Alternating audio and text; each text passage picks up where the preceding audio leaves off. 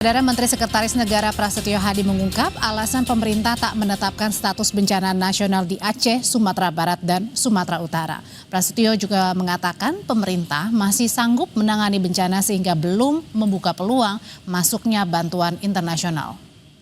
Penting adalah bukan masalah statusnya, tapi sekali lagi adalah masalah penanganannya, kemudian support atau backup dari pemerintah pusat terhadap pemerintah daerah, provinsi maupun kabupaten, termasuk mengenai anggaran. Untuk sementara ini belum ya, meskipun kami juga mewakili pemerintah Republik Indonesia menyampaikan terima kasih karena banyak sekali atensi dari negara-negara sahabat. Demikian kita merasa bahwa pemerintah dalam hal ini kita semua masih sanggup untuk mengatasi seluruh permasalahan yang kita hadapi. Saudara, hingga saat ini pemerintah belum membuka pintu bagi bantuan asing dalam penanganan bencana di Sumatera. Keputusan ini diambil karena pemerintah masih mampu dalam segi sumber daya. Tapi pertanyaannya, apakah sistem penanggulangan bencana kita sudah cukup kuat menghadapi bencana sebesar ini? Kita akan membahasnya dengan Timothy Ivan Triono, staf khusus kantor staf presiden. Mas Timothy, selamat malam. Selamat malam. Ada juga Sudirman Said, pengurus pusat PMI. Pak Said, selamat malam. Masih di mute Pak Said. Dan hadir juga Sania Leonardo, influencer. Selamat malam Pak Said. Dan hadir juga Sania Leonardo yang merupakan influencer. Kemarin beberapa hari utara. Mbak Sania, selamat malam. Selamat malam. Iya, saya mau tanya dulu ke Mas Timothy. Sebenarnya pertimbangan dari pemerintah apa sih Mas Timothy tidak menetapkan status bencana? Oke. Tapi yang pertanyaannya, kenapa kemudian menolak bantuan asing? Ini karena alasan gengsi atau ada faktor lainnya? Ya, pertama-tama kami mengucapkan belasungkawa ya, duka cita yang sedalam-dalamnya kepada seluruh korban bencana di 3 provinsi gitu. Ini merupakan duka kita semua, duka saudara sebangsa dan setanah air. Kami juga mewakili pemerintah memohon maaf apabila dalam penanganan bencana ini masih kurang optimal. Nah, berkaitan dengan tidak menerima bantuan asing itu bukan seperti itu ya. Seperti yang sudah disampaikan oleh Pak Mensesnek tadi, bahwa pemerintah mengapresiasi dan mengucapkan terima kasih kepada negara sahabat maupun PBB yang sudah memberikan perhatian, keprihatinan dan juga dukungan kepada Indonesia begitu. Namun demikian pemerintah dalam hal ini pemerintah daerah maupun pemerintah pusat, kami masih meyakini bahwa pemerintah masih sanggup untuk melakukan penanganan bencana begitu. Jadi semuanya masih bisa diatasi, dan arahan Pak Presiden adalah semua kementerian lembaga, semua sumber daya kita kerahkan untuk penanganan bencana begitu. Jadi rasanya kami menilai belum perlu untuk menerima bantuan dari negara asing gitu. Kenapa Mas Timothy dirasa belum perlu? Kalau kita lihat kan memang penanganan sudah semaksimal mungkin dikerjakan, tetapi masih banyak daerah yang terisolir yang belum mendapatkan bantuan. Banyak sekali cerita yang jalan berhari-hari tanpa alas kaki, mereka hanya demi untuk mencari makan. Gimana caranya kemudian juga mengartikan bahwa sampai sekarang ini kita masih mampu untuk bisa sendiri menanganinya? Ya begini, ada situasi kondisi tertentu yang masih belum bisa ditembus oleh aparat kita. Itu bukan berarti karena kita tidak mampu dan akhirnya kita membutuhkan negara asing, itu bukan. Kita masih berusaha terus ya, karena kan geografis Indonesia sangat beragam gitu ya. Ada yang mudah ditembus, ada yang sulit ditembus begitu. Tapi Pak Presiden, lalu juga jajaran begitu ya, BNPB, TNI, Polri masih solid untuk mencoba agar bantuan itu bisa terdistribusi dengan baik begitu.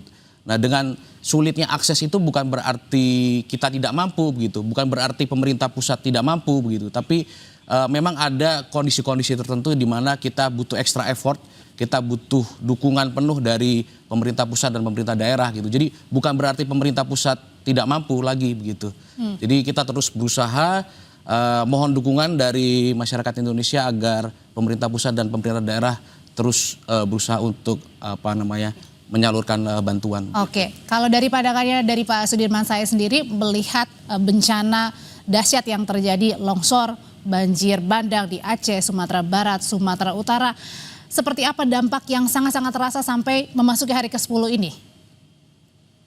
Terima kasih, Sandra. Jadi pertama ingin menyampaikan terima kasih kepada seluruh masyarakat yang telah memberikan support pada Palang Merah Indonesia untuk melakukan operasi kemanusiaan. Kami sedang terus menjalankan operasi kemanusiaan dari mulai memproduksi air bersih.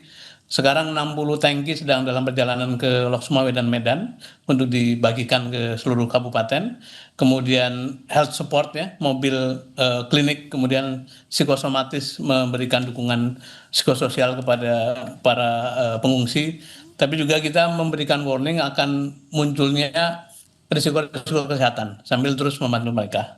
Kemudian juga kita melakukan pemulihan hubungan family yang namanya restoring family link karena sebagian keluarga terpisah dengan anggota keluarga yang lain. Nah, di Halim ada gudang logistik yang memang merupakan tugas dari pemerintah untuk menjadi hub bagi teman-teman yang ingin menyumbangkan apapun untuk dibawa ke daerah bencana baik melalui udara maupun laut. Dan di Priok standby kapal kemanusiaan yang terus. Nah, pandangan kami tentu saja kita hormati pandangan pemerintah, tapi saya ingin berbagi pengalaman ketika tsunami Aceh itu.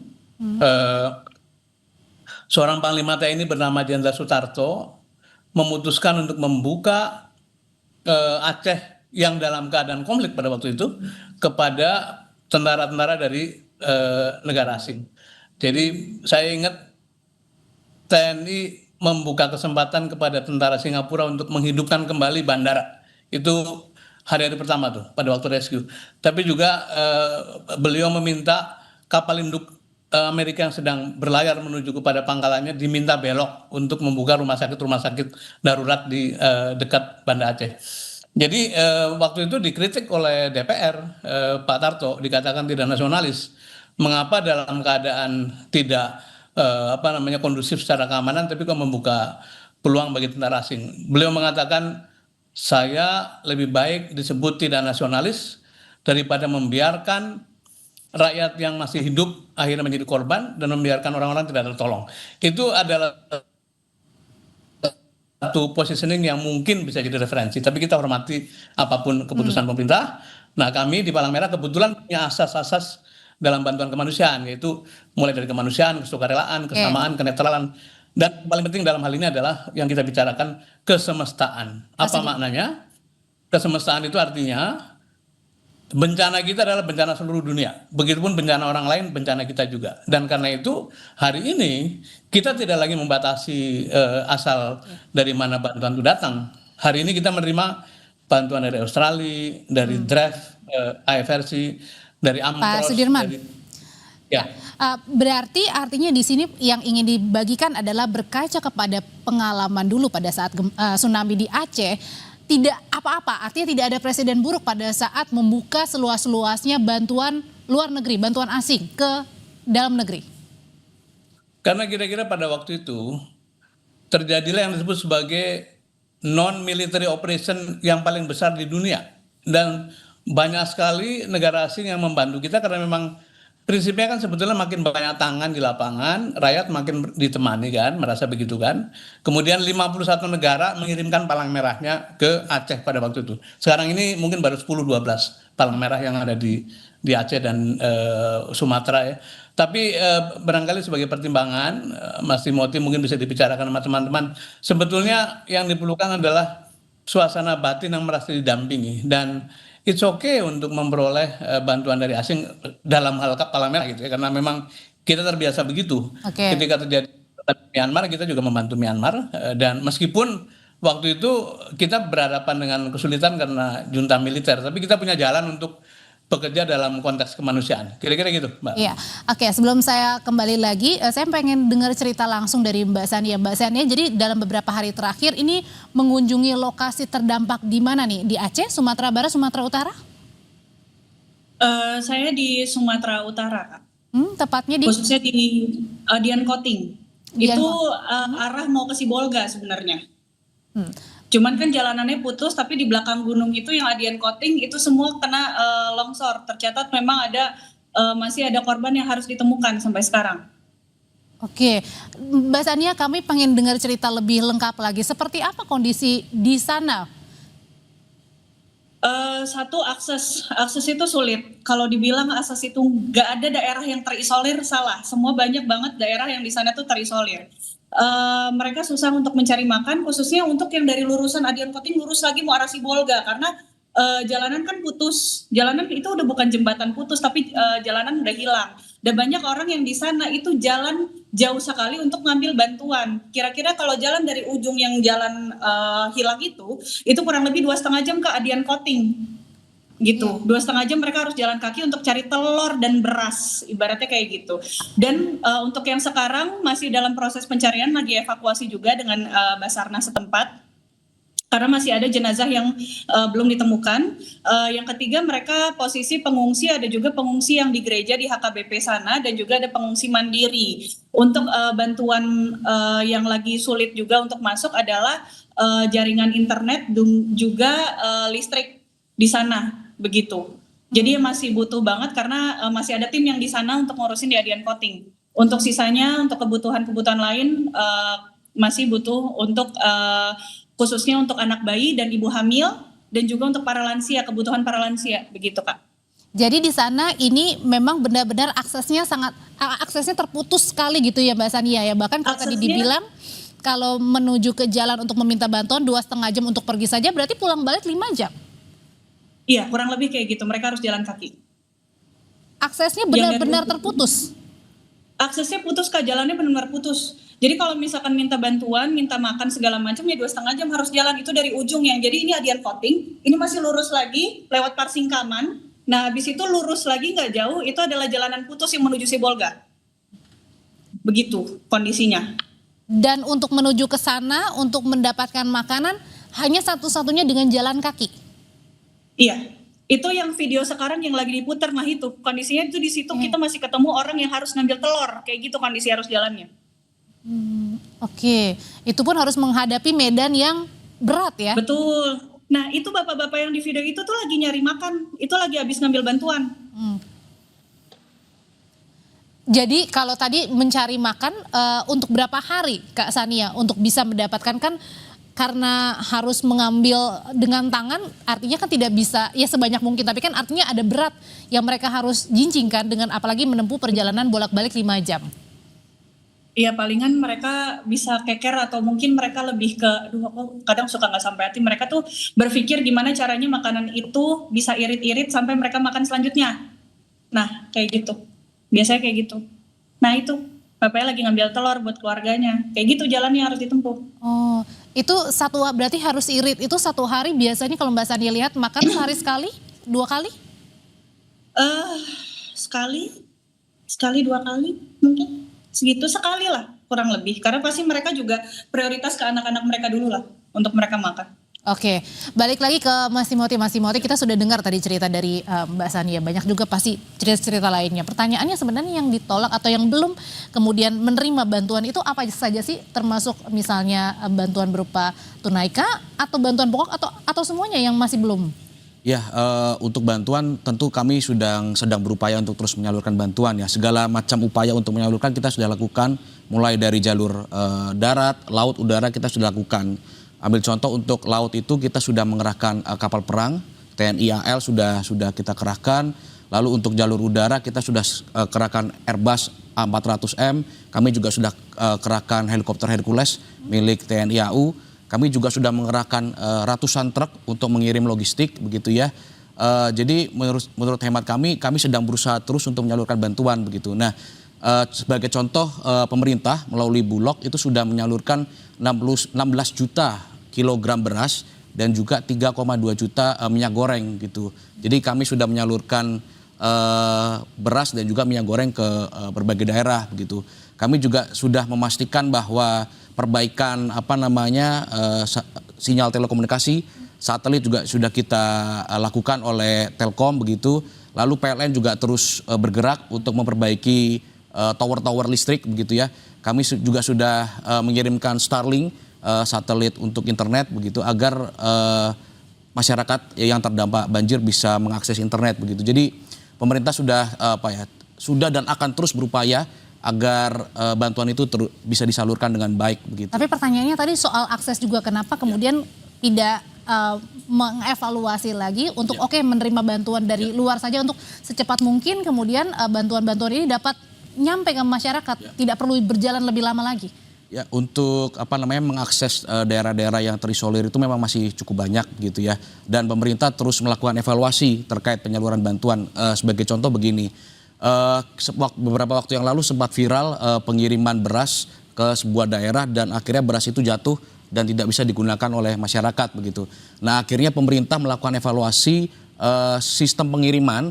Kita menggunakan box-box yang akhirnya kita berikan baling-baling begitu, sehingga ketika box-box ini diterjunkan ke bawah itu tidak langsung jatuh dan barang bantuan tidak rusak begitu. Nah, itu merupakan salah satu mekanisme evaluasi kita terhadap pengiriman bantuan begitu. Dan TNI, baik TNI Angkatan Darat, Laut, Udara juga masih terus mencoba membuka jalan ya, membuka lahan begitu ya, agar bantuan bisa disalurkan begitu. Dan Presiden terus memantau proses penanganan bencana ini agar berjalan optimal dan maksimal. Oke, memang bantuan masih sampai dengan sekarang ini terus disalurkan, Bapak dan juga Ibu. Tetapi pertanyaannya, apakah dengan tadi akses yang masih terputus di mana-mana, ini juga tentunya mengganggu untuk penyaluran bantuan.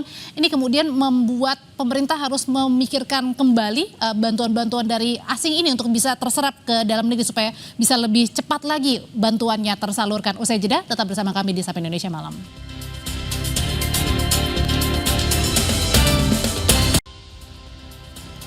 Menteri Luar Negeri Sugiono menyebut Indonesia belum membutuhkan bantuan dari negara lain dalam penanganan bencana banjir dan longsor di Sumatera. Menurut Menlu, banyak negara yang menawarkan bantuan, tapi saat ini Indonesia masih merasa sanggup menangani dampak bencana di Aceh, Sumatera Utara, dan Sumatera Barat. Yang ingin membantu itu seperti apa sih Pak? Yang mungkin yang requirement yang dari Indonesia seperti apa? Saat ini kita belum membuka. Artinya Apanya? menyatakan tertarik untuk Semuanya mengatakan kalau misalnya perlu apa-apa kasih tahu. Kalau mekanisme pembukaan itu misalkan apa sih Pak? Sampai boleh kita negara asing boleh akhirnya bantu itu. Sampai kita merasa kita membutuhkan bantuan. Sampai, Tapi saya kira kita dengan semua kekuatan tadi disampaikan bahwa ini adalah upaya bersama. Saya yakin kita bisa menyelesaikan masalah ini. Oke, pertanyaan selanjutnya yang tadi saya tanyakan sebelumnya, Pak Said, menurut Anda sendiri ketika bantuan kita cukup, tapi kemudian aksesnya yang sangat sulit sekali untuk menjangkau daerah-daerah terisolasi. Bahkan tadi Mbak Sania bilang semuanya, bukan hanya beberapa yang terisolasi, semuanya daerah terisolasi. Pertanyaannya, apakah kita masih tetap yakin kita sanggup sendirian? Ya, sekali lagi kita hormati sikap pengurus negara ya. Tapi begini, sebagai contoh saja, pada waktu Indonesia membuka kehadiran bantuan asing, militer asing masuk, maka kapal induk dengan segala perlengkapannya masuk dan menjadi sangat resourceful. Contoh, daerah-daerah yang paling sulit itu kemudian diterbangi dengan Chinook, helikopter yang sangat canggih itu membawa bantuan sekaligus ngangkut orang ketika orang-orang itu terisolasi gitu. Ini contoh bahwa kadang-kadang diperlukan. Nah, saya sebenarnya pengen melihat perspektif begini, bisa jadi bantuan dari luar itu bisa dilewatkan kepada lembaga-lembaga sosial seperti Palang Merah, tapi kadang-kadang ada yang memang harus melalui G2G. Nah, apakah tidak bisa misalnya perspektifnya sebagai gap filler, ketika ada gap yang memang perlu diatasi dengan cepat, maka undanglah pihak ketiga. Nah, bukankah kecepatan bekerja itu adalah fungsi dari resources? Semakin besar resources, makin banyak gotong royong. Lebih cepat juga gitu ya Pak? Akan lebih cepat, terutama di saat-saat sekarang yang namanya tanggap darurat. Kalau rehab rekon kita rakyat akan menunggu, karena kan pada waktu tanggap darurat itu biasanya nanti dimasukkan ke dalam temporary shelter. Kehidupannya dijamin, kemudian dicarikan pekerjaan sampai rehab rekonnya selesai. Tapi hari-hari ini masyarakat dalam keadaan sangat tertekan, makanan mulai berkurang, dan kita appreciate pada usaha-usaha dari pemerintah untuk menyebarkan logistik. Tapi alangkah baiknya kalau gap itu tetap dibuka kemungkinan bagi bantuan pihak lain yang mungkin mereka lebih punya resources ekstra gitu, sehingga usaha-usaha bisa dilakukan dengan cepat. Nah, yang lain juga barangkali adalah ini soal mampu tidak mampu itu kan sebenarnya relatif saja kan. Tapi masyarakat mungkin perlu didengar sebetulnya keadaan di lapangan seperti apa. Nah, alangkah baiknya kalau tadi dalam rangka menambah jumlah resources yang bisa dimobilisasi dan juga menjadi satu gap filling dari apa-apa yang kurang itu tetap dibuka. Tapi kami di Palang Merah tentu saja menghormati keputusan pemerintah, tapi kita akan siap sedia untuk bila bantuan-bantuan itu akan dilewatkan kepada lembaga-lembaga seperti Palang Merah. Dan beberapa negara memang sudah melakukan itu lewat organisasi Palang Merahnya masing-masing gitu. Artinya Mas Timothy yang mungkin ingin disampaikan adalah kalau lebih banyak bantuan lagi akan lebih cepat nyampainya, kan bukan hanya perkara beberapa hari saja untuk bantuan makanan, tetapi gimana dengan pemulihan kembali rumah, rehabilitasi, ekonomi harus dipulihkan juga, anak-anak bisa sekolah. Ya tentu saya sepakat dengan sampaikan Pak Sudirman bahwa ini kerja bersama, ini kita harus bahu-membahu begitu. Oleh karenanya Pak Presiden sudah menginstruksikan kepada seluruh kementerian lembaga ya untuk turun semua untuk kita mengerahkan segala daya upaya. Sebagai contoh pemerintah sudah mengerahkan sekitar lebih dari 50.000 personel gabungan dari TNI, Polri, BNPB untuk melakukan operasi terpadu, untuk menyalurkan bantuan, untuk mengevakuasi warga yang masih terisolasi begitu. Jadi memang ini kerja bersama dan tentu kami juga mengapresiasi dan mengucapkan terima kasih begitu ya kepada seluruh masyarakat Indonesia yang sudah secara sukarela seperti Mbak Sania ini untuk membantu penanganan korban bencana begitu. Jadi ini murni kerja bersama, tetapi pemerintah pada prinsipnya kami merasa kami siap dan kami yakin bahwa penanganan bencana ini masih bisa kita kelola dan tangani dengan baik begitu. Meskipun dengan berbagai macam tantangan, berbagai macam kesulitan yang dihadapi, masih ada daerah-daerah yang masih belum bisa kita tembus begitu. Tapi kami masih, insya Allah kami masih terus berusaha untuk menyalurkan bantuan, memastikan bahwa masyarakat masih punya harapan hidup kembali setelah peristiwa bencana ini begitu ya. Termasuk nantinya mungkin tadi Pak Sudirman sudah sempat singgung proses rehab dan rekon ke depannya begitu. Berkaitan dengan harapan warga, Mbak Sania, saya yakin Mbak Sania juga pasti sudah mendengar ya cerita keluh kesahnya warga di sana. Apa sih cerita dan keluh kesahnya? Apa yang paling mereka takutkan setelah berhari-hari menjadi korban banjir bandang dan juga longsor di sana? Hal apa yang paling ingin disuarakan oleh warga di sana? Nanti Mbak Sania akan menjawab, tetap bersama kami di Sapa Indonesia Malam.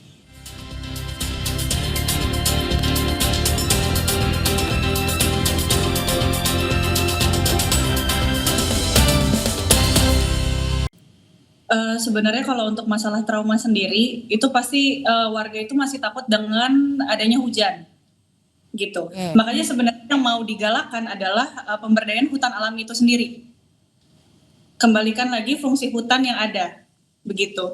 Terus yang kedua adalah sektor kesehatan dan juga sektor pekerjaan, Kak. Karena sebenarnya sektor pekerjaan sendiri karena masalah seperti ini, karena adanya musibah seperti ini, mereka banyak kehilangan pekerjaan, itu yang pertama. Kedua, sawah mereka sudah habis karena faktor bencana itu sendiri. Yang ketiga juga dari masalah pendidikan. Anak-anak sekarang lagi masa ujian.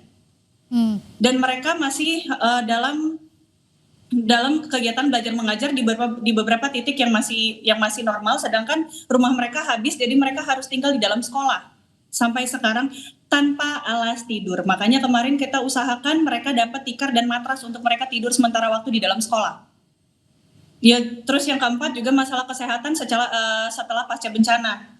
Ada namanya ISPA, diare dan lain sebagainya, itu yang perlu dilihat. Dan juga kami juga berharap dari pemerintah sendiri, terima kasih untuk bantuannya para pemerintah, tapi memang kami butuh penanganan dan juga perhatian lebih khusus lagi. Begitu.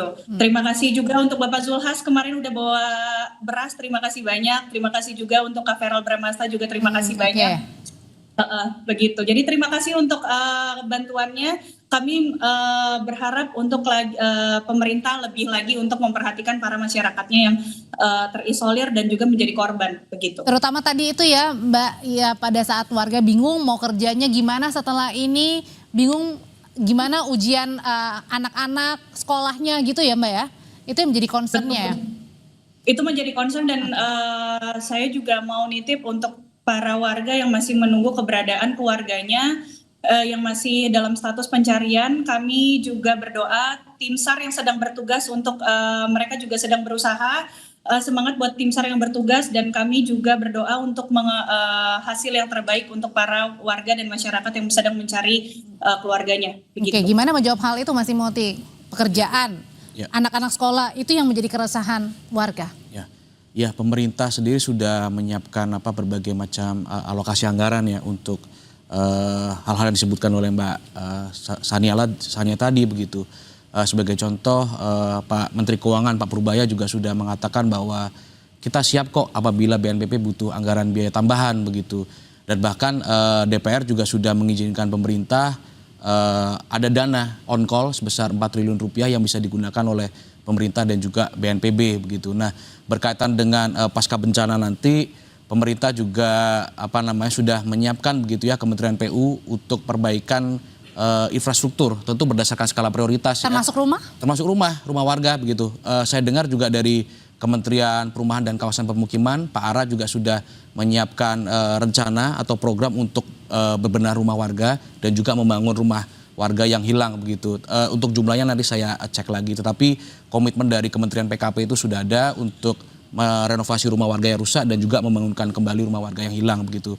Lalu Kementerian PU, Pekerjaan Umum juga sudah menyiapkan anggaran untuk memperbaiki jembatan, memperbaiki jalan, memperbaiki layanan kesehatan dasar begitu ya, memperbaiki sekolah, itu di Kementerian Pendidikan Dasar dan Menengah juga sudah disiapkan anggarannya. Artinya di sini yang ingin disampaikan adalah dengan itu semua dana-dana dari internal kita sendiri sudah cukup tanpa bantuan luar. Sementara sampai hari ini kami dan sesuai hitung-hitungan yang ada, kajian yang ada, kami merasa masih cukup dan masih sangat mampu untuk ke depan ya dalam penanganan bencana baik saat tanggap darurat maupun fase rehab dan rekon begitu. Oke, kalau untuk dari Palang Merah Indonesia sendiri, Pak Sudirman Said, apa sekarang prioritasnya nih untuk bisa membantu warga terdampak banjir dan juga longsor? Masih di mute, Pak Said? Maaf. Ya. Ya, dalam operasi tanggap darurat ini, speed, waktu menjadi sangat esensial. Dan kan itu tadi dikatakan meskipun Palang Merah juga kemampuannya terbatas, tapi kita membuka diri pada berbagai support dari sahabat-sahabat di berbagai negara gitu. Itu satu. Yang kedua begini ya, kalau lihat di layar kaca tadi, kemudian lihat medsos, dan juga saya terus berkomunikasi dengan teman-teman di lapangan. Memang keadaan itu belum dapat dikatakan sepenuhnya under control. Jadi kembali pada himbauan bahwa warga perlu ditemani dengan status yang lebih menunjukkan pemihakan pada suara masyarakat gitu. Dan saya hanya khawatir pada akhirnya ketika diputuskan bencana nasional kemudian membuka kesempatan bagi teman-teman negara sahabat untuk membantu, akhirnya pada titik yang disebut sebagai too little dan too late, terlalu kecil dan terlalu lambat. Karena ini adalah prinsip dari manajemen krisis ya. Ketika tindakan kita tidak tepat waktu, kemudian muncul suasana sudah chaos, sudah publik sudah ada negative feeling. Kemudian apapun yang dihadirkan menjadi dianggap terlalu kecil dan terlalu lambat. Jadi artinya di sini juga bukan berbicara soal gengsi begitu ya? Saya nggak mau bicara gengsi, tapi kami yang di lapangan, teman-teman di PMI dan saya 4 tahun bekerja di Aceh pada waktu itu, betapa pentingnya menjaga waktu. Saya tadi memberi contoh di depan bahwa seorang Panglima TNI sampai harus bertengkar dengan anggota DPR dengan mengatakan karena dituduh tidak nasionalis. Nah, Panglima mengatakan saya lebih baik disebut tidak nasionalis daripada membiarkan korban bertambah, yang hidup tidak ditolong, yang tidak diberi makan. Dan operasi besar-besaran militer yang disebut sebagai non-military operation yang paling besar terjadi dan akhirnya banyak sekali korban yang dibantu. Itu sebagai referensi saja yang menurut saya bisa dijadikan bahan pertimbangan. Karena balik lagi yang perbincangan kita malam hari ini adalah yang utamanya adalah masyarakat dan warga terdampak banjir dan juga longsor ya. Terima kasih Pak Sudirman Said, terima kasih Mas Timothy dan terima kasih juga Mbak Sania. Selamat malam.